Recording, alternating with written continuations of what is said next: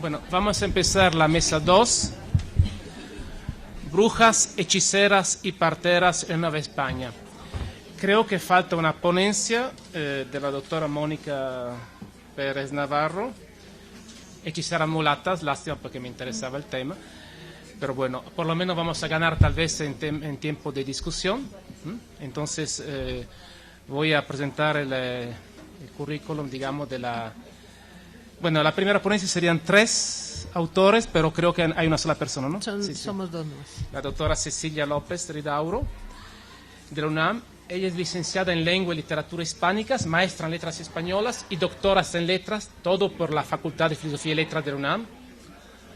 Ha participado en distintos proyectos de investigaciones, entre los que destaca el de las Literaturas Populares de la Nueva España, dirigido por la doctora Mariana Macera, en sus distintas etapas, de donde salió su investigación doctoral titulada, comilla, Las brujas de Coahuila, realidad y ficción en un proceso inquisitorial novohispano del siglo XVIII.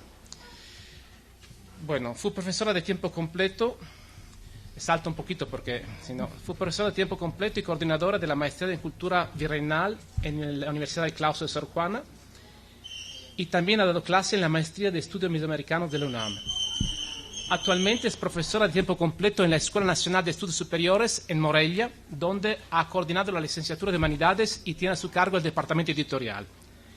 Es investigadora y responsable del proyecto de investigación, comilla, Brujería y Hechicería en el siglo XVIII en Michoacán, revisión y edición crítica de los expedientes inquisitoriales. Sus principales líneas de investigación son las literaturas populares y la brujería novohispana. Bueno, doctora Cecilia, tienes un poquito menos de 20 minutos porque estamos un poquito en retraso, pero al mismo tiempo hay una ponencia aparentemente, un ponente que falta. Sí. Entonces, adelante. Bueno, muchas gracias, Rafael. Bueno, justo lo que queremos presentar en esta ocasión, Cecilia Geraldín y yo, es este proyecto que nos aprobaron como un proyecto PAPIT, del programa de investigación en innovación en tecnología, porque sobre todo lo que les queremos presentar es cuáles son nuestras intenciones en este proyecto y basados en qué.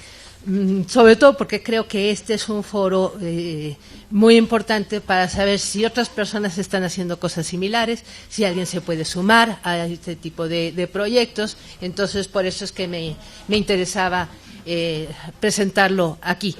Este es un proyecto que se basa en un grupo de expedientes inquisitoriales que encontramos en el archivo Casa Morelos, en la ciudad de Morelia. Para empezar, a mí me llamó mucho la atención que hubiera ahí unos documentos inquisitoriales. Yo tenía entendido, antes de ver eso, que todos los documentos de la Inquisición estaban concentrados en el Archivo General de la Nación. Y entonces, encontrar esos documentos ahí me sorprendió un poco. Hay el problema que tiene este archivo es que no tiene bien hecho los catálogos, sobre todo que no están en línea, entonces no es fácil checarlos. Tiene un catálogo de los 80s que hizo la doctora María Ofelia Mendoza, que está escrito a máquina y es el único ejemplar en el mundo. Y en ese dice que, en la introducción dice que los expedientes ya finiquitados, cito, fueron remitidos de las mesas del Tribunal de la Inquisición de la Ciudad de México a las oficinas de la justicia de este obispado, como consta en las últimas fojas de cada uno de los documentos aludidos. Esto es que, a juicio de los mismos inquisidores, el testimonio de lo acontecido debía conservarse en la propia curia michoacana. Me parece medio extraña esa afirmación, primero porque en los expedientes que hemos revisado hasta ahora, en ninguno tiene esa anotación que ella afirma de que esto se regresa.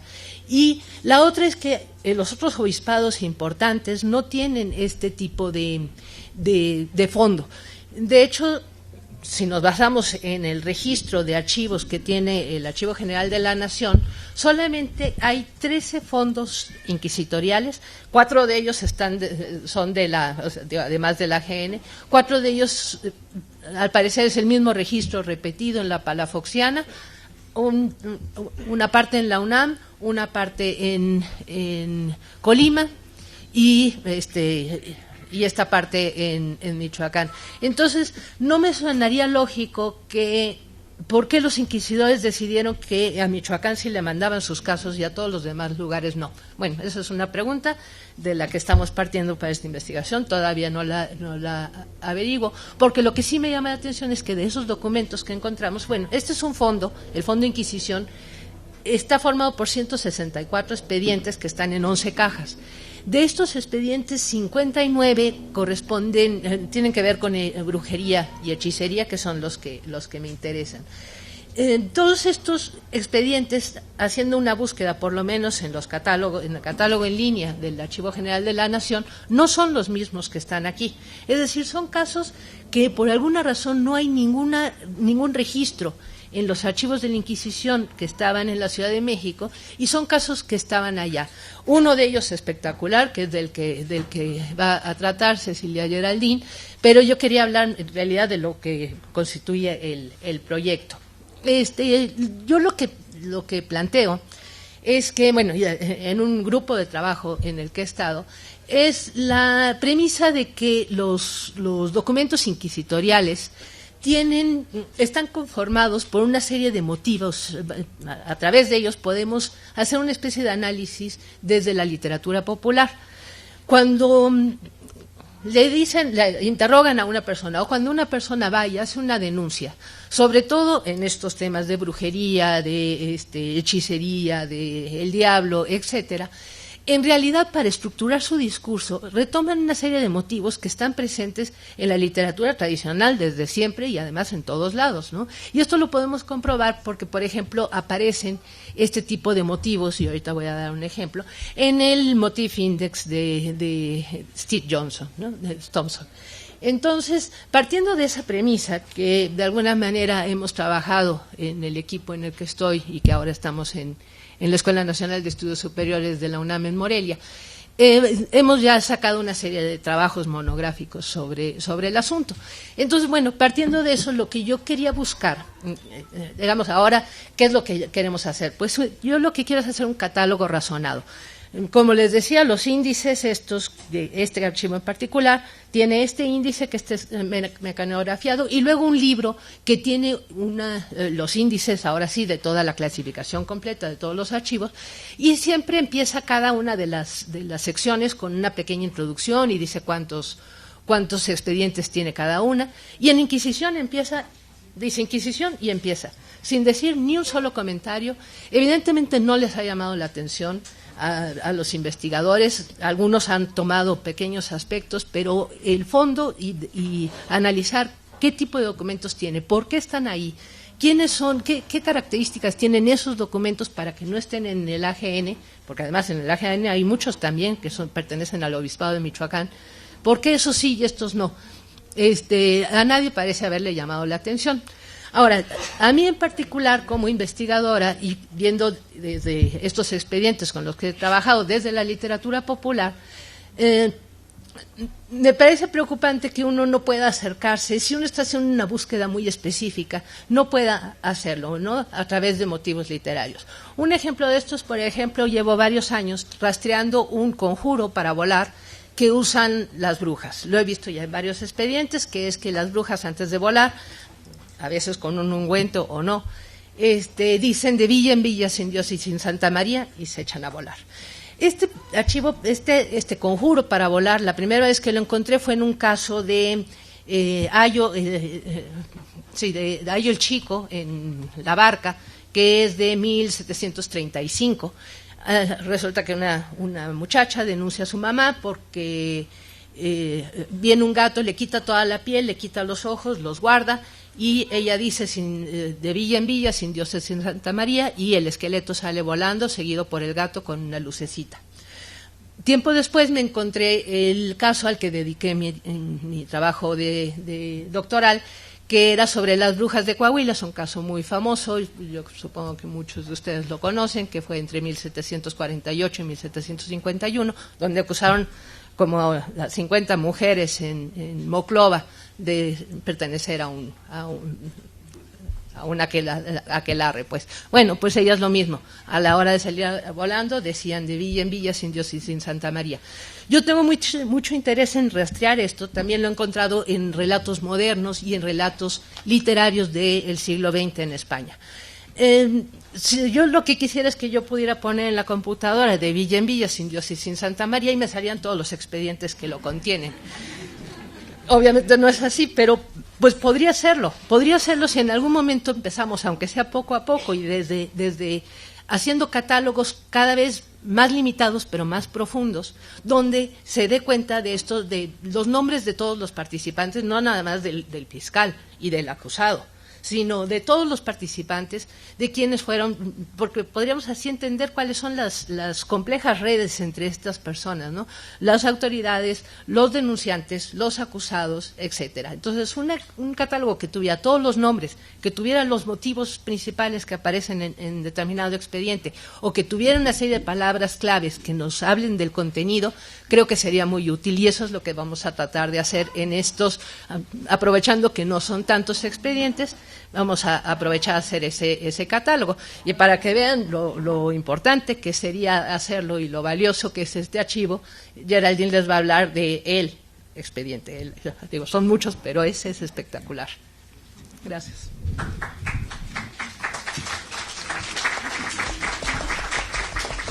No terminó la ponencia. Okay.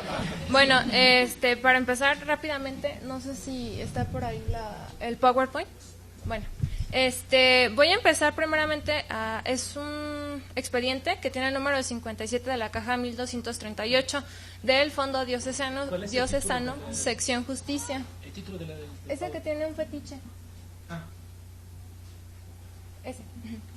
Entonces, bueno, principalmente yo les voy a hablar un poquito sobre lo que en sí plantea el documento. Y bueno, principalmente empieza con el denunciante Josep Molina, que acusa a María Guadalupe por maléfica y fetichista. Y entonces, bueno, Josep Molina fue un administrador de la hacienda de San Antonio el Blanquillo, en lo que viene siendo la jurisdicción de la villa de San Felipe. Él principalmente tenía un interés en encontrar un tesoro que se decía que estaba dentro de la hacienda. Y entonces, bueno, al escuchar esto, manda a Josep Rosales para que de alguna manera él vaya y se informe sobre todo el movimiento, o qué se sabe dentro del pueblo, ¿no? Y entonces, bueno, dentro de la misma hacienda, en el mismo periodo, llega una muchacha que se llama María de Jesús, la cual es hija de María Guadalupe, y la cual, al ir viendo que su madre va haciendo maleficios y de alguna manera va afectando a otras personas, ella decide de alguna manera pues denunciarla. Y entonces la muchacha le dijo a Josep Rosales dónde estaba el dinero, porque su madre le había comentado a ella algo. Y entonces Josep Molina, al saber qué era lo que estaba pasando, manda y les pregunta a ambos, ¿no? A la hija y a Josep Rosales, pero ninguno les dice nada. Y entonces durante ese mismo periodo, Josep Molina se enferma, y dice la hija que era causa de que su madre lo había hecho un muñeco, y que era la causa por la que él estaba enfermo. Y bueno, a pesar de María Guadalupe, había más mujeres que se menciona que también acudían con ella y de alguna manera realizaban los maleficios.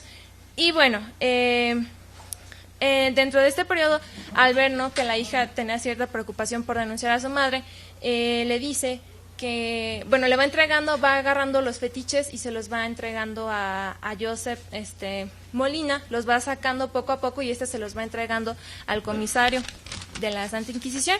Y bueno, se decía que el dinero que estaba escondido era encantado y se encontraba en un hoyo, el cual estaba cubierto por una piedra. Encima de la piedra había una tabla, y de la tabla estaba un fetiche y un animal muerto. El fetiche tenía espinas y vidrios clavados. Y entonces, pues bueno, ¿no? Dentro del mismo documento, se dice que el fetiche que se presenta o que se observa es uno de los tantos que se hicieron, porque el original pues se encontraba dentro del hoyo. Y bueno, al ver, ¿no?, que de alguna manera Joseph Molina no tenía información sobre Joseph Rosales, sobre este dinero, él lo manda a encerrar y de alguna manera la madre de, María Guadalupe, la bruja, por decirlo, se va y de alguna manera tenía contacto con él.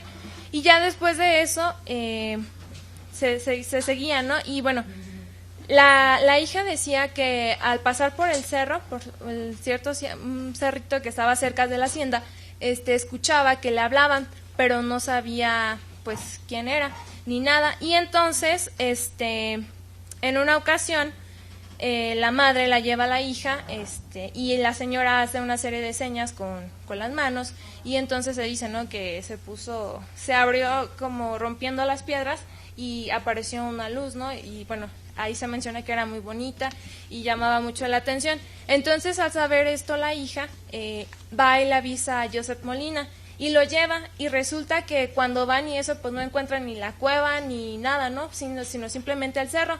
Y entonces la madre le dice, ¿no?, a la hija que no podían, digamos, no se comentó nada sobre el aspecto, ni hubo un reclamo. ¿Por qué? Porque la madre había hecho anteriormente y había comentado con Joseph Rosales, que estaba encerrado en una galera, que había hecho 2 fetiches, los cuales les había cosido la boca y les había puesto víboras, pellejos de víbora. Y bueno, al ver esto, de alguna manera la madre realizó otro fetiche para burlarse de Joseph Molina, al cual le puso una hebra de oro alrededor, y bueno, para tratarlo de matar. Y entonces, dentro de este mismo aspecto se hacían, la hija comentaba que se hacían juntas dentro de su casa, y bueno, lo que era la mamá y las amigas que se juntaban, digamos, el aquelarre que se hacía, generaban una serie de luces en las cuales, ¿no?, eran de color verde, y se le enseñaban dentro del cerro donde se encontraban, digamos, los aspectos o los lugares que tenían algún tesoro.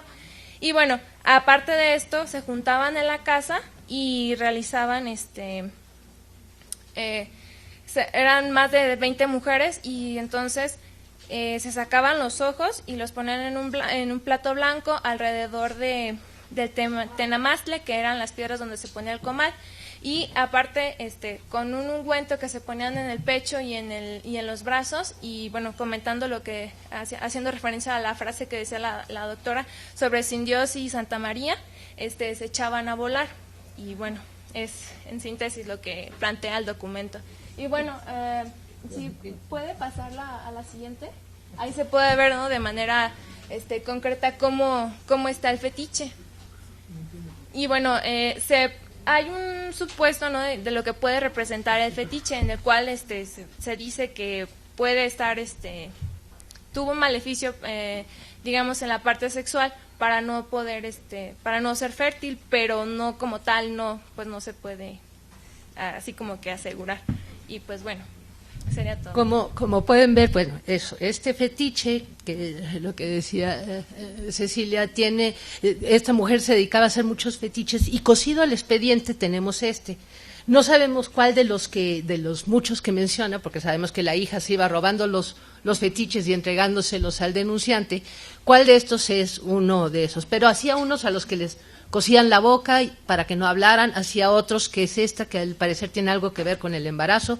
Tenía el que le puso una hebra de oro, como hablando de la ambición económica que tenía este primer denunciante. Entonces podemos reconocer en este solo caso, como yo les decía, varios motivos: tesoros enterrados, el conjuro de Villa en Villa, Sin Dios y Sin Santa María, el uso de fetiches, el uso de maleficios, lo de quitarse los ojos y volar, el formarse en un aquelarre. Es decir, este solito expediente tiene una enorme riqueza para este tipo de catálogo del que yo les hablaba.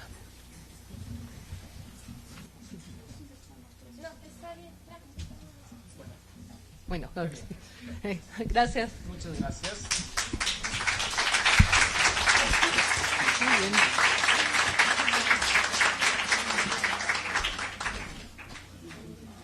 Ahora vamos con la ponencia, título muy largo, aborto, infanticidio y brujería, parteras, brujas y la continuidad del imaginario de su oficio en la época colonial, por la maestra Brenda Ortiz Cos, maestra en Historia por la Universidad Autónoma de Zacatecas, programa de maestría y doctorado en Historia CONACYT, licenciatura en Letras siempre por la Universidad Autónoma de Zacatecas, y su línea de investigación son la historia de la partería en México y la medicina novohispana. Adelante, maestra. Buenas tardes. Quisiera aprovechar para agradecer a los organizadores que hayan elegido mi propuesta. Para mí es un honor estar aquí. Como soy, se me da mejor el discurso escrito que el oral, voy a leer mi ponencia, a diferencia de otros ponentes que les han platicado, pues yo siempre me hago muchas bolas, entonces prefiero leerles íntegramente el documento si me lo permiten. Desde tiempos remotos, la concepción y el alumbramiento han sido trances que motivan temores, exaltan la imaginación y empujan a quienes los experimentan a configurar una serie de explicaciones acerca de la naturaleza de la reproducción humana que incluyen procesos mágicos y que se suponen sujetos a acciones brujeriles. La temática de las parteras brujas representó una preocupación para los inquisidores Kramer y Sprenger en su Maleus, que describe ampliamente las formas en que estas temibles mujeres se encontraban para entregar las almas de los recién nacidos al demonio, o bien impedían su nacimiento o aún su concepción. Así, el aborto e infanticidio se han considerado como actos execrables atribuidos a las parteras por sus papeles análogos, como depositarias de un conocimiento prohibido sobre el uso de anticonceptivos o su supuesto acervo de rituales demoníacos capaces, según el imaginario, de afectar tanto a la madre como al hijo en su vientre. La continuidad de estas creencias se puede ejemplificar en la denuncia que hizo en 1792 Juan de Dios Zavala, vecino de Zapotlán, en contra de las maliciosas acciones de la partera Agustina Carrasco, en la cual relata con pesar hechos ocurridos a su esposa y su hijo neonato que presentan una notable similitud con los descritos en el Maleus. Estas similitudes se deben a las continuidades, uno de los productos del mestizaje cultural. ¿Persistió un imaginario llegado del viejo mundo o encontró en las nuevas tierras elementos para modificarse y recrearse hasta llegar a resultados similares? El camino recorrido por la partería en la época colonial tuvo diversas connotaciones, entre las que se encontraba la de ser un oficio apto para ejercer la maldad y la hechicería, herencia de los imaginarios que contribuyeron a la formación de la sociedad colonial, sin que esta condición se modificara durante los siglos de duración del virreinato. Paso al primer subtítulo. Es 1. Los conceptos de imaginario y pervivencia como elementos de análisis. La afirmación de que la práctica de las parteras en la época novohispana tuvo características que pervivieron a través del tiempo en el imaginario de la sociedad en la que ejercía su oficio requiere la definición de estos conceptos clave. La imaginación, siguiendo a Castoriadis, se entiende como una función que transforma las masas y energías en cualidades, es decir, que provoca el surgimiento de flujos y representaciones que ligan rupturas y discontinuidades. El concepto de imaginario social subraya la capacidad de creación de la mente humana, puesto que supone que las instituciones han sido erigidas en función de, cito, invenciones humanas que primero fueron imaginadas y luego institucionalizadas hasta transformarse en una obviedad para la sociedad. Fin de la cita. La sociedad entonces es creación, puesto que, cito, no encontramos un ensamblado de elementos preexistentes cuya combinación podría haber producido cualidades nuevas o adicionales del todo. Los cuasi o pseudo elementos de una sociedad son creados por la sociedad misma. Fin de la cita. Lo imaginario es la fuente de la creación de los significados sociales, los cuales constituyen un mundo que la sociedad necesita para existir, pues una sociedad es una organización de significaciones particulares y no solo una estructuración de condiciones materiales y facilitadoras de vida. Según Castoriadis, la sociedad modifica la psique por medio de las instituciones, siempre y cuando éstas la provean de un sentido. Esto se cumple para las significaciones imaginarias sociales, casi siempre religiosas, que entretejen juntas el sentido de la vida y la muerte del individuo, el sentido de la existencia y de las maneras de hacer de la sociedad, considerada el sentido del mundo como totalidad. Dichas instituciones, a su vez, deben ser coherentes respecto a las características y a los principales impulsos de la sociedad considerada, aun con sus divisiones y oposiciones internas y completas, de manera que cualquier cuestionamiento realizado en el lenguaje de la sociedad debe encontrar respuesta al interior de significaciones imaginarias sociales de esa sociedad, es decir, se debe atender al contexto de la sociedad y sus implicaciones internas porque de ella depende.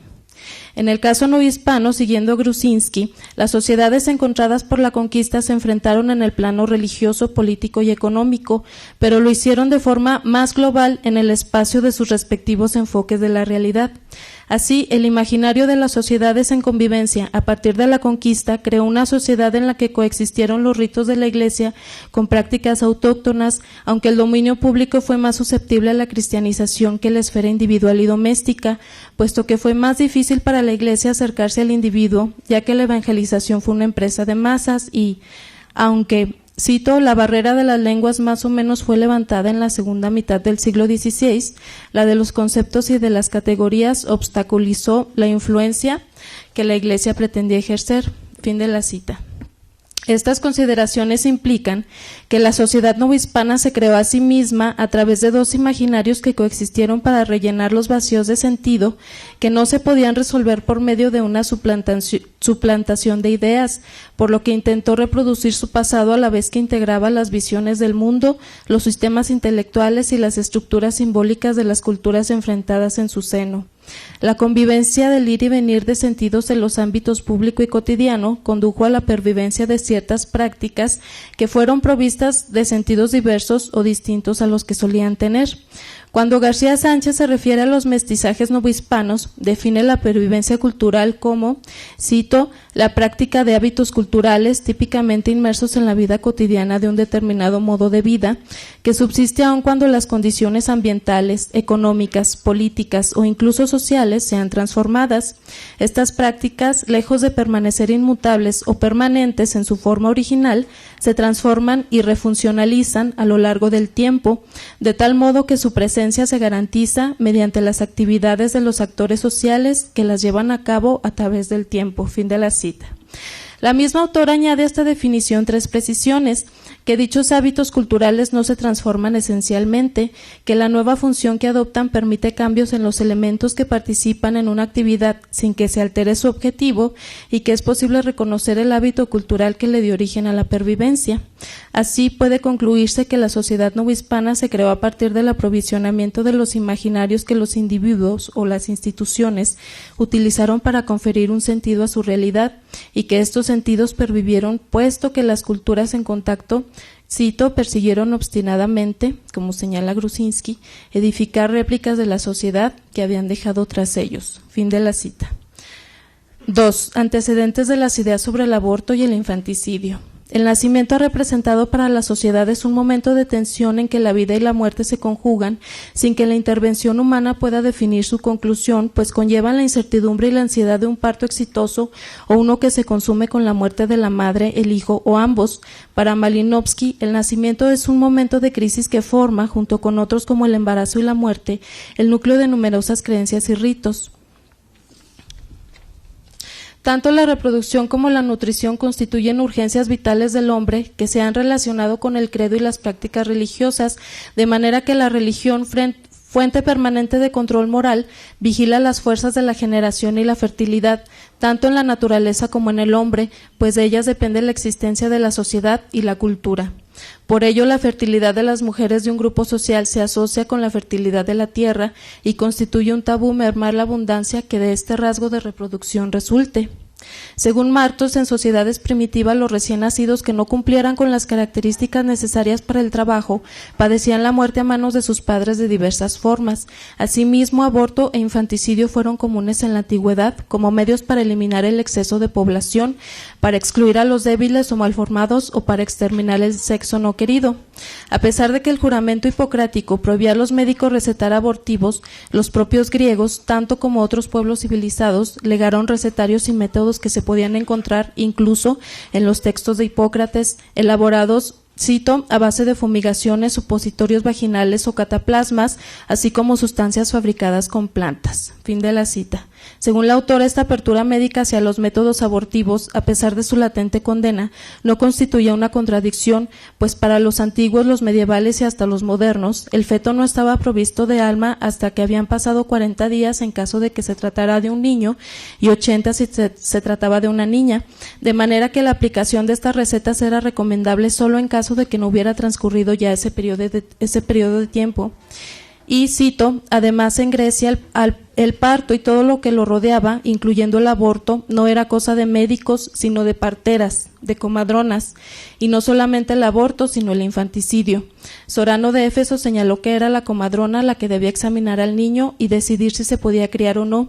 Platón asegura que solamente una comadrona es capaz de saber si una mujer está o no embarazada, en qué grado, cuándo ha de llegar el parto y qué posibilidades hay de adelantarlo, de retrasarlo o de abortar. Fin de la cita. Pero si en la antigüedad las prácticas de aborto e infanticidio fueron más o menos comunes y encontraron justificaciones fundamentadas en aspectos legales, esto es, la salvaguarda del derecho del padre de familia a decidir sobre lo que se consideraba su propiedad. Tras la adopción del cristianismo, dicha práctica se relacionó con el paganismo y provocó un rechazo inmediato. Los padres apologistas de los siglos II y III defendieron la infancia y calificaron el aborto como un asesinato, pues se consideró que el feto se encontraba animado desde el momento mismo de su concepción, de manera que atentar contra su vida implicaba atentar contra la obra de Dios. Así, dicha práctica se transformó en una falta grave, suficientemente importante para ser contemplada en los códigos medievales, como las leyes de partidas y los códigos locales hispanos. Desde muy temprano se vinculó la labor de las parteras con la práctica del aborto, pues fueron reputadas como cómplices o suministradoras de los métodos utilizados para llevarlo a cabo, lo cual provocó el desprecio y la condena de las autoridades eclesiásticas.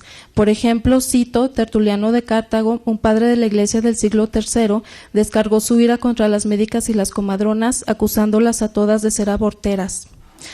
Fin de la cita. Las acusaciones se extendían a los conocimientos que ellas aportaran a la utilización de contraceptivos, los cuales fueron elevados a la categoría de asesinato.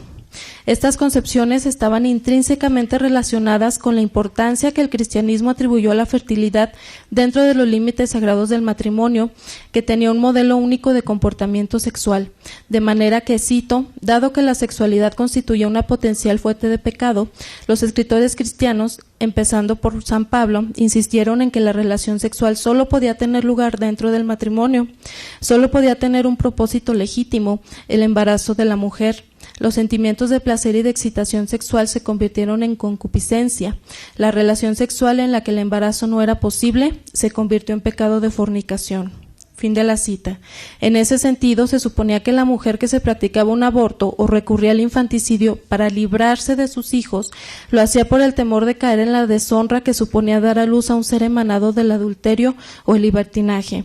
Las parteras aborteras a las que se acudía fueron percibidas como las encubridoras de tales desperfectos y por ello reputadas como mujeres sin escrúpulos, brujas y hechiceras entregadas por pacto al demonio.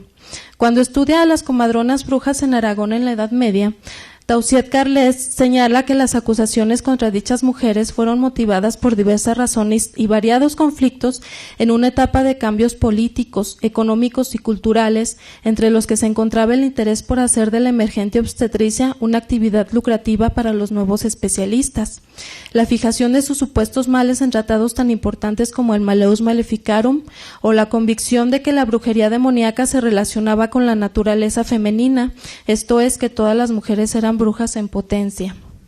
Más allá de estas ideas que afectaron la reputación de mujeres que en otros tiempos habían sido consideradas como sabias médicas, Tausiet Carles señala que la acusación de brujería funcionaba como un mero pretexto tanto para las instituciones como para los individuos, con el fin de encubrir acciones que convertían a la partera bruja en una víctima expiatoria, pues cito, las acusaciones maléficas lanzadas por unos vecinos contra otros no eran sino formas de enmascarar conflictos muy diversos, desde los puramente económicos, pasando por las difíciles relaciones interpersonales, hasta los que tenían lugar en el interior de la propia conciencia.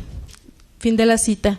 Había por el lado de las instituciones una obsesión por la fecundidad femenina y la mortalidad infantil, preocupación por la impotencia, la esterilidad, el aborto y la muerte de los frutos de la tierra, tanto como de los animales, lo cual justificaba la represión hacia las supuestas brujas.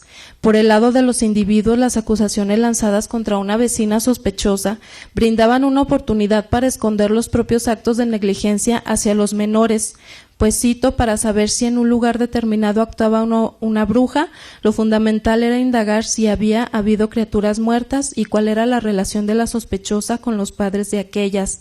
Fin de la cita.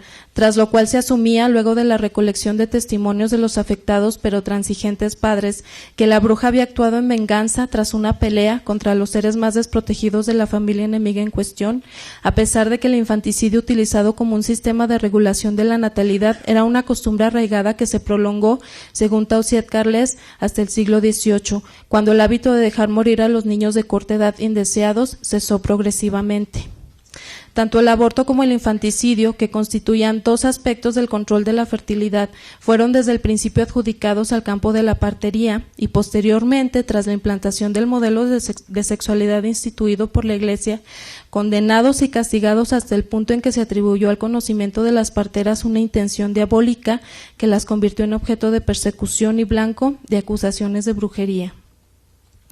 3. Las parteras brujas en el Malleus Maleficarum y la denuncia de Juan de Dios Zavala, pervivencia o creación de un imaginario.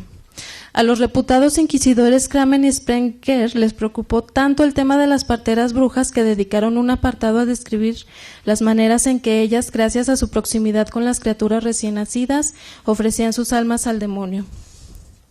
El tema del sacrificio de los inocentes se equiparaba en su obra al de los actos brujeriles que ponían en peligro la vida de la comunidad, es decir, aquellas preocupaciones que Malinowski calificaba como urgencias vitales, la nutrición y la reproducción.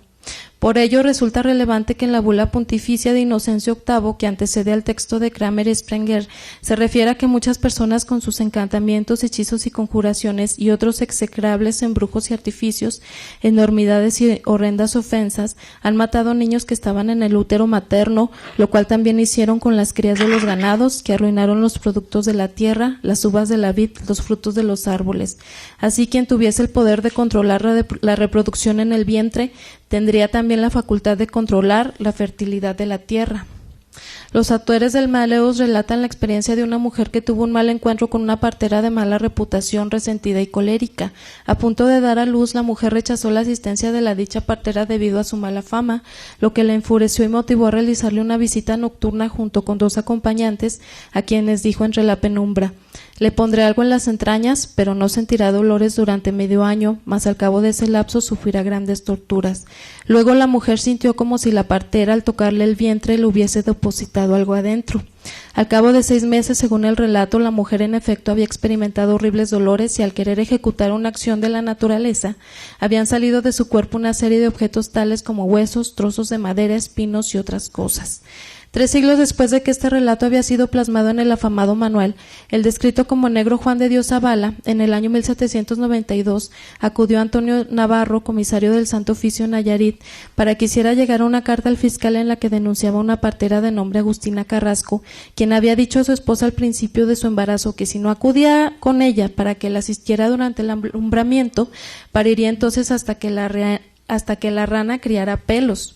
Francisca, la esposa de Juan de Dios, decidió no acudir a Agustina y, según lo relatado en la misiva, padeció los dolores del parto durante 6 días.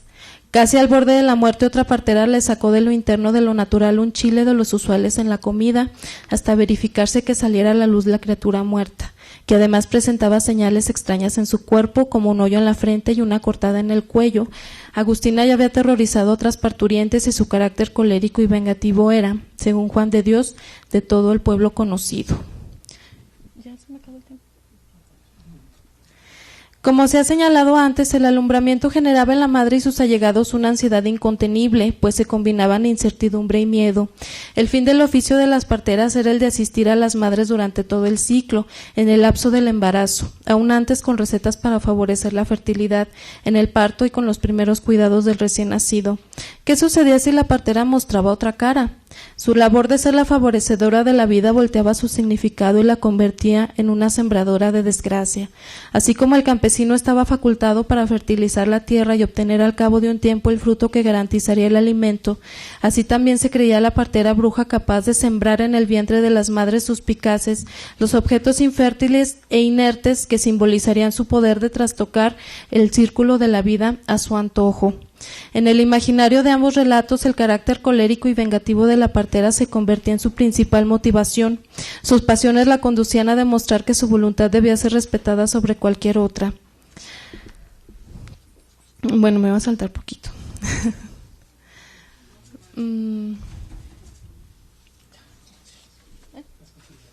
¿Sí? ¿Ya las conclusiones? Bueno. Conclusión. El imaginario del virreinato novohispano muestra continuidades en la manera en que eran concebidas las parteras brujas, pues sus conocimientos acerca de aspectos relacionados con la sexualidad y la reproducción las colocaban en una posición sospechosa. Por ser mujeres se les atribuían una serie de características inherentes, como la propensión a la lujuria, carácter colérico y vengativo y facilidad para dejarse engatusar por el demonio, todo lo cual se conjuntaba para que fuesen capaces de sacrificar niños inocentes, convencer a sus madres de abortarlos o provocarles el mal parto, y ya nacidos, exterminarlos. Aunque la perspectiva de los inquisidores presentaba diferencias de acuerdo a la época y al lugar en que se aplicaba la persecución a la brujería, el miedo primigenio de ver amenazados los recursos necesarios para vivir, así como a la progenie que Dios mandaba tener en el seno del sagrado matrimonio, pervivió con los matices que el imaginario novohispano le imprimía. Si bien las parteras al final del virreinato dejaron de ser las brujas chupasangre que solían ser, pasaron luego a ser las ignorantes y supersticiosas viejecitas, blanco de ataque común para los ilustrados, aunque siempre concebidas como mujeres cuyo privilegio era actuar, para bien o para mal, frente al nacimiento de un nuevo ser. Gracias.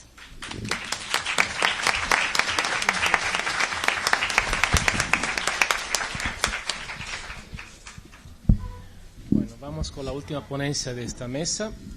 Eso nos permitirá discutir un poco con la doctora Indira Dulce María Palacios García. Título es Brujería y superstición, la partera ante la Santa Inquisición. La doctora es licenciada en Historia en Puebla, por la Benemérita Universidad de Puebla, con reconocimiento mejor tesis de generación. Igualmente maestría en doctorado en Historia por el Instituto de Ciencias Sociales y Humanidades de esta universidad. Colaboradora en investigación en línea de historia de la ciencia en la vertiente de medicina social, educación, historia de las mujeres y de la infancia. Coautora en textos sobre historia de la medicina en Puebla, publicados por la Universidad de Puebla y el Gobierno del Estado de Puebla. Colaboradora en estudios históricos sobre las mujeres, coordinada por la doctora María de Lourdes Feria. Docente de posgrado en el área de educación en la Universidad de Santander, plantel Tlaxcala, y en el área de historia y epistemología. Línea de investigación propuesta para la ponencia, vida cotidiana, superstición, brujería y medicina. Doctora.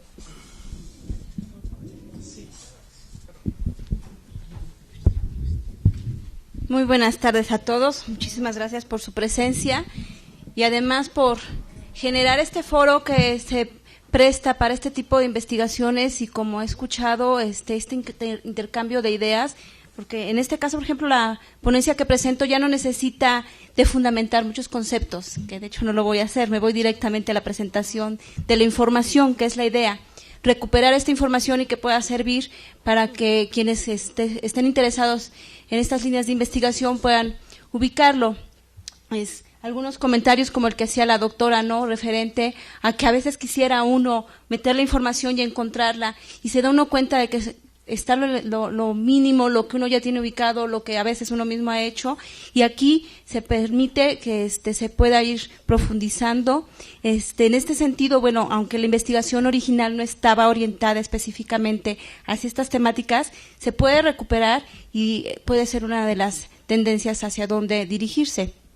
En este caso, bueno, las parteras, algunas de las parteras de los varios casos que se encuentran en el acervo del Archivo General de la Nación y acusadas de las que se menciona fueron parteras, ¿sí? Para irnos directamente a esta situación. Cabe recordar aquí que algunas de las cuestiones que se mencionan precisamente es para recuperar las características de este tipo de mujeres, de cierta manera la actividad que desempeñaban y sobre todo el aspecto, ¿no?, sobre el que fueron acusadas, que lógicamente tenían que ver con la cuestión de la superstición, de la hechicería, del maleficio, de la brujería. Por otra parte, el aspecto de quiénes eran las acusadoras, porque a veces aquí viene el meollo del asunto, ¿no?, como suele suceder, ¿no? La contraparte que no dejaba de estar libre de culpa, sin embargo, muchas veces acusaba precisamente para liberarse en ese sentido. Otro aspecto que hay que recordar, que la Inquisición, en el caso de la Nueva España, no siempre se dirigía a este tipo de casos, perseguía más que nada la herejía, ¿no? Y en el caso de los naturales, solo al principio llega a haber algunas acusaciones, pero no es también a quienes va a perseguir. Entonces vamos a encontrar una constante que yo creo que, decía el compañero, no faltó una ponencia. Esa ponencia hubiera podido complementar también ese aspecto, ya que la mayoría de las acusadas eran mulatas. Entonces, en este sentido, ¿no?, que ya ha sido trabajado, por ejemplo, con Aguirre Beltrán, desde ese trabajo clásico, cómo esta presencia negra en México contribuye mucho en ese sentido, no solo al aspecto cultural, a esta cuestión del imaginario, sino en ese alivio que va a traer a través del aspecto mágico en las prácticas cotidianas de la vida, ¿no? Entonces, para irme un poquito más rápido, me voy a ir directamente a los casos, a las acusadas. Un primer caso que se encuentra es el de María, conocida como la Muralla. Es un expediente de principios del siglo XVI, de la primera mitad del siglo XVI. Encontramos que se trata de una probable morisca. Desafortunadamente, por el deterioro del documento, no se puede acceder directamente al mismo. Está la ficha de la información. Sin embargo, en la relación de profesionales médicos y vinculados con la medicina que trabajó el maestro Somolinos Ardois, hace referencia a esta partera. Entonces, bueno, aun cuando no tenemos acceso directo, sabemos de su existencia y sabemos que no solamente está la vinculación con la raza, por ejemplo, de la raza negra, la raza indígena, sino que hace presencia, ¿no?, esta cuestión de los moriscos y de la posible influencia que pudieron haber tenido dentro del aspecto cultural y cotidiano en la vida de la Nueva España. Pues pasamos al siguiente caso, por favor. Bueno, Catalina González. Es un caso más amplio que además vincula distintos aspectos que se pueden trabajar dentro de este expediente. Yo creo que con este expediente podría hacerse solamente una tesis. Ya es del siglo XVII, estamos hablando ya de una mulata viuda. Pareciera que son dos características comunes y constantes en las mujeres que se dedicaban al arte de partear en la Nueva España. Ojo, quienes buscaban parteras dentro de los grupos, dentro de los estratos o las diferencias sociales que se tenían identificadas en la Nueva España, también tenía relación con hacia quienes se dirigían. La partera tradicional mesoamericana de alguna manera persistía, ¿sí? Pero era a quienes se allegaban, sobre todo los mismos grupos de las repúblicas indígenas o las mulatas, por ejemplo, sin duda españolas o criollas, pero no iban a ser con una presencia más perseguida o más atacada. Entonces, pues la cuestión que vamos a encontrar que la mulata viene a ser, ¿no?, que se encuentra en este tipo de información, siguiendo la huella, ¿no?, de los que no dejan huella, decía Greenleaf, precisamente trabajando la Inquisición, que a veces es el lugar más ignominioso, donde se puede encontrar la información de aquellos que parecía que no dejan nada, ¿no? En el caso de Catalina González, pues deja algunas muestritas en este documento, porque no solamente es una acusación dirigida hacia ella, sino el vínculo que logra establecer con algunas otras mujeres quienes la denuncian y otras parteras. La mulata y vieja, además, o sea, como que cubre también con ese aspecto, es acusada por superstición, que se hace manifiesta en primer término por usar una chinela, que si alguien tiene más claro la noción de lo que era, parece ser una flor que se les colocaba en el vientre para arrojar las partes, es decir, todos los restos del parto, ¿no?, las membranas, la placenta. Entonces, el utilizar algún tipo de objeto. Y luego se enfatiza más cuando en otra de las denuncias se dice que después de que salen las criaturas, se les retiraban las reliquias a las parturientas. Esta va a ser la constante de las parturientas que hacen la denuncia, o de la madre o del esposo que llegara a hacer la denuncia. La constante es el retirar las reliquias de la parturienta. ¿Qué significaba esto? Que quitaban el crucifijo, el escapulario, y entonces retiraban el elemento religioso, católico, cristiano, en el momento del parto, sobre todo en el momento más difícil, ¿no? Entonces, ese era el principal motivo de acusación. Era como que inevitable y además imprescindible para que cayesen las partes, o sea, lo que restaba de la tensión de la expulsión, ¿no? Y además hacía uso de algunos otros objetos, como tierra de los quicios de las puertas y dar a las paridas ciertas bebidas que no siempre se logran identificar. En otro de los casos lo podemos notar así. Y entonces se nota la transgresión a la religiosidad hacia las mujeres atendidas y además la presencia de una terapéutica mágico-curativa a la que la partera dice que ella misma aprendió esa práctica de una negra. Entonces, la persistencia de este tipo de prácticas y además cómo se van repitiendo, ¿no? Las acciones. Otra de las denuncias, que además era la esposa de un encomendero, Inés de Jerez, le menciona que le ha ayudado a parir 7 veces. O sea, aún de cuando en 7 ocasiones ha estado presente con ella, no evita hacer la denuncia por el mismo motivo, porque en cada ocasión le ha retirado las reliquias. Aquí estamos viendo, ¿no?, que existía una cierta relación, digamos, una necesidad que estaba identificada y sin embargo, pese en algún momento, posiblemente aconsejadas, que es también una de las cuestiones que se iba a mencionar, por qué son estas denuncias, en algún momento, por qué se acusa a quien ha estado presente en varios de sus partos, ¿no? En el cuarto expediente, Constanza de Maldonado es la madre de las hijas a las que Catalina ha ayudado a parir. Y la misma española, Constanza, que es española, se identifica como española, es la que retira las reliquias a las hijas. O sea, como que ya sabía, ¿no? Va a venir la partera a ayudar a atender el parto y entonces, para ayudarla, de una vez retiramos las reliquias. Entonces, aquí ya no solamente es acusar a la partera, sino que ya existe el temor de que yo también lo estoy haciendo, ¿no? Esta repetición, ¿no?, que no es raro identificarlo en varias actividades, cómo se va, esta cuestión de la circularidad de la cultura, se van repitiendo las acciones, ¿no? Entonces, ella también hace esta actividad, ¿no? Otras de las denuncias también por españolas son Francisca de Escalante y Jerónima de Godoy por la misma situación.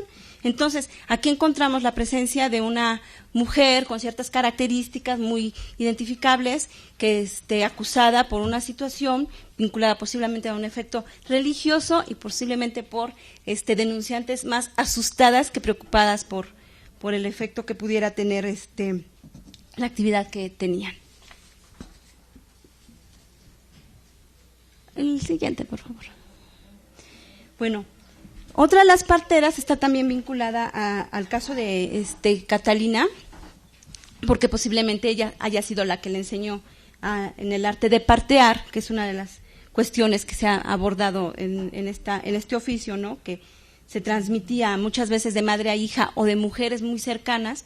Y entonces, en este caso, Isabel Arias también, al atender a otra parturienta, también retira las reliquias. Entonces era como que ya una cuestión casi de tradición, ¿no? Ya aprendido, identificado, que había que retirar las reliquias para que pudiera expulsar las partes, es decir, no precisamente para expulsar al bebé, sino para cuando hay que arrojar las membranas, la placenta, y entonces a veces, bueno, quienes tienen hijos, quienes saben de estos menesteres, es más difícil arrojar la placenta que el mismo niño, ¿no?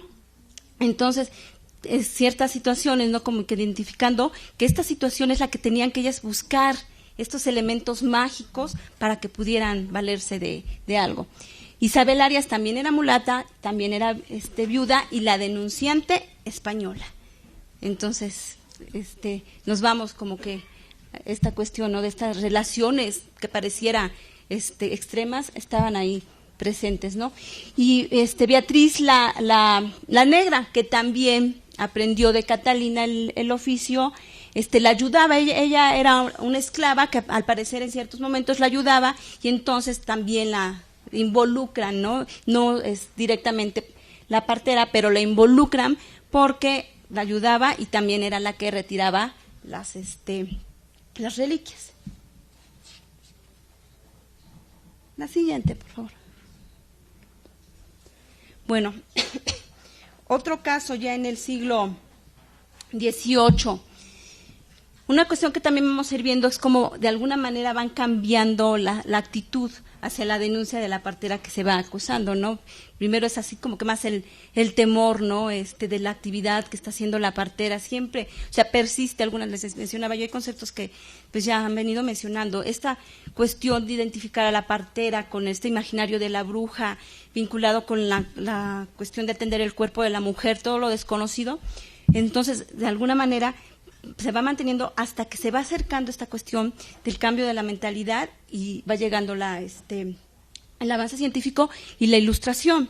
Entonces también el tono de las denuncias se puede ir de alguna manera transformando. En el caso de Josefa de Zárate, conocida como Chepa o la Chepa, también mulata, no solamente, o sea, se identifica como partera, pero no solamente se le acusa por sus acciones como partera.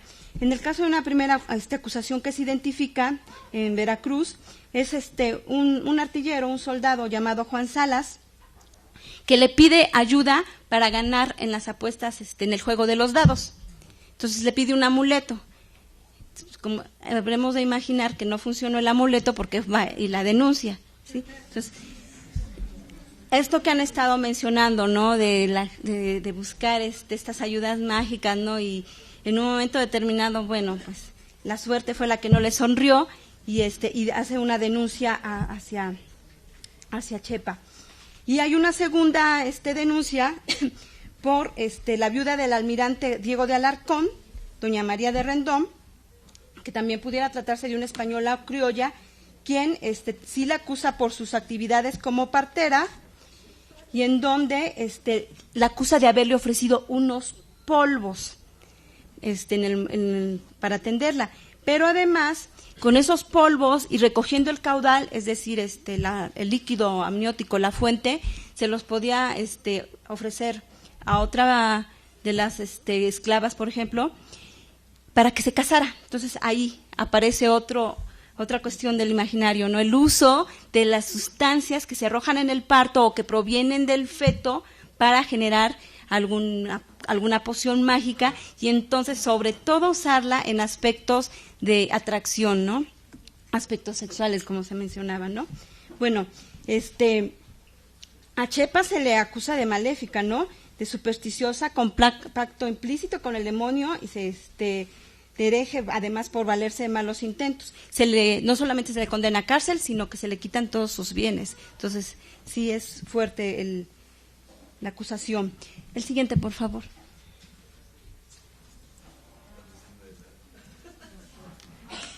Agustina de Lara. Bueno, en este caso, no es mulata, sino posiblemente es española, no se especifica, se dan los rasgos físicos y se menciona posiblemente española o mestiza. A ella se le acusa también de maléfica, también por usar al feto para desquitarse. Se supondría que aquí también, un poco parecido al caso de Agustina de Carrasco, que aquí se menciona y ahorita nos los vamos a saltar, porque precisamente hay un descontento hacia que sea la partera que atiende, y entonces se le acusa de haber provocado ciertas situaciones dentro del vientre de la parturienta. Entonces también ahí hay esta cuestión, ¿no?, de la persistencia.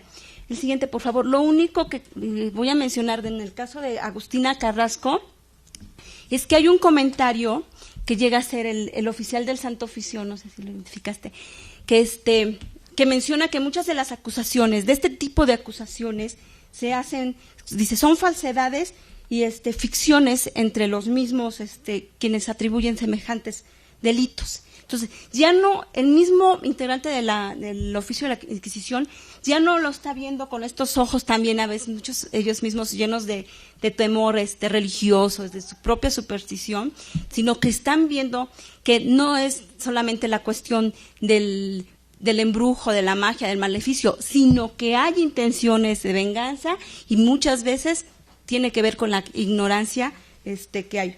Bueno, como último caso, ¿sí? El de Lucía de Berrueda. Bueno, en este caso, también ella ofrece hierbas para quitar el dolor del parto, lo cual sabemos que no podía ser permitido dentro de la religión. De hecho, todavía hasta el siglo XIX se resistía el uso de la anestesia porque pues, era pecado no tener a los hijos con dolor. Y entonces se llama al médico y al boticario para que identifiquen las hierbas que se ofrecía para que atendiera el parto. La partera se resiste a decir qué tipo de hierbas eran y decía que, bueno, que así como ellos tenían sus secretos, ella tenía los suyos y que no iba a decir nada, ¿no?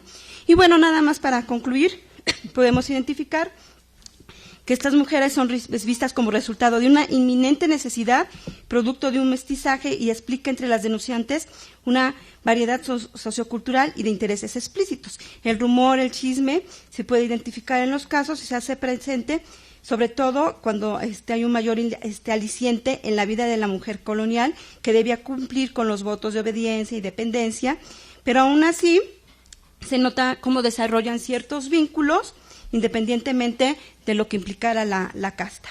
Es todo. Gracias.